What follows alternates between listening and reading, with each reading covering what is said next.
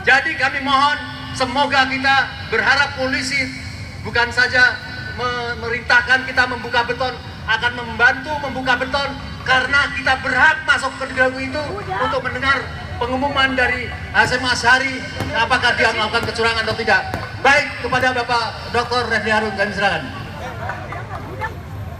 Nanti bang satu-satu. Bismillahirrahmanirrahim. Assalamualaikum warahmatullahi wabarakatuh. Waalaikumsalam warahmatullahi wabarakatuh. Allahu Akbar.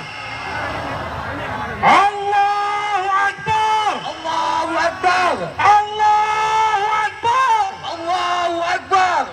Ya, kawan-kawan semua, bapak-bapak, ibu-ibu sekalian, kita sekarang sedang berada di depan gedung Komisi Pemilihan Umum. Kenapa kita datang ke sini? Karena kita percaya dengan KPU. Benar nggak? Karena kita percaya dengan KPU. Karena kita percaya dengan KPU. Kita percaya KPU curang. Betul. Kita percaya KPU curang. Jadi kita datang ke sini untuk mengingatkan bahwa negeri ini dalam bahaya. Betul. Kawan-kawan semua, ibu-ibu dan bapak-bapak sekalian, KPU itu orang yang saya kenal. Sudah puluhan tahun saya kenal Hasyim Asyari. Tetapi saya sangat kecewa dengan sikapnya hari ini. Mau saja jadi budak rezim. Mau saja jadi budak rezim. Kita tahu bahwa dari awal rekrutmen KPU itu abal-abal. Rekrutmen KPU dan Bawaslu abal-abal. Kenapa begitu? Karena sudah disiapkan oleh tim yang dibentuk oleh Presiden, ketuanya mantan deputi KSP, kantor staf Presiden, anggota-anggotanya orang dekat Presiden semuanya. Bagaimana mungkin akan mendapatkan KPU yang jujur, berintegritas dan independen? Yang ada adalah KPU yang mengakali pemilu ini, tidak berani membuka sirekap. Sobat semua, kawan semua, ada sidang di Komisi Informasi. KPU tidak berani datang untuk menjelaskan soal real count, untuk menjelaskan soal sirekap dan lain sebagainya. Kenapa begitu? Saya mulai satu-satu ya. Sirekap itu benar alat bantu. Sirekap itu hanya alat bantu. Sirekap hanya alat bantu, tapi alat bantu kecurangan. Sirekap alat bantu kecurangan, bukan alat bantu untuk menunjukkan bahwa pemilu itu jujur dan adil. Betul. Itu ada mobil mewah masuk di KPU. Mobil siapa itu? Jangan-jangan mobilnya Hasyim Asyari. Dan memang KPU nyaman hidupnya, digaji negara besar, diberi honor besar, diundang seminar dikasih honor dan lain sebagainya. Karena itu dia tidak berkepentingan terhadap pemilu yang jujur dan adil.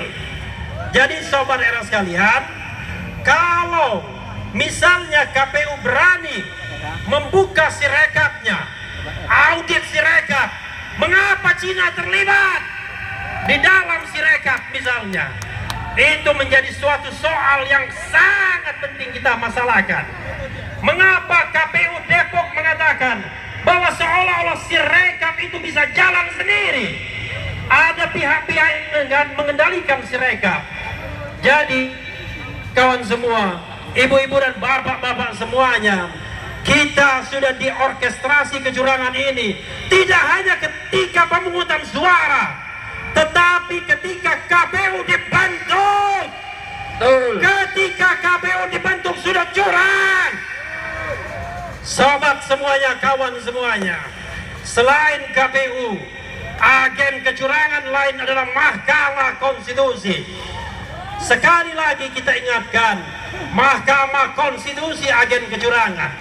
Tetapi di antara hakim-hakim Mahkamah Konstitusi masih ada 1-2 hakim yang paling tidak yang lurus. Hakim yang lurus itu mau dipermasalahkan, mau ditembak, mau di DKPP-kan, mau dikode etikan. Jadi sobat semuanya, kita harus lawan ini semua. Betul. Karena kecurangan, karena keculasan, karena ketidakberesan, karena ketidakadilan, ini sudah by design, sudah direncanakan terlebih dahulu. Bahkan kawan-kawan semuanya, bagaimana mungkin pemungutan suara 14 Februari, tetapi Istora sudah dipesan 2 hari sebelumnya untuk selebrasi kemenangan. Teman saya tidak sebutkan namanya, sudah dipanggil dari kubu 02. Sudahlah, kalian tidak usah lagi bergerak karena kemenangan sudah ditentukan. Itu 1 pekan sebelumnya. Yakin gak kalau pemilu ini curang? Curang. Yakin gak kalau pemilu ini curang? Yakin. Apakah relevan lagi kita bicara tentang penghitungan suara? Tidak. Kalau semuanya sudah direncanakan. Kawan-kawan semua, sebagai contoh misalnya, pada tanggal 14 Februari, ketika hari pencoblosan,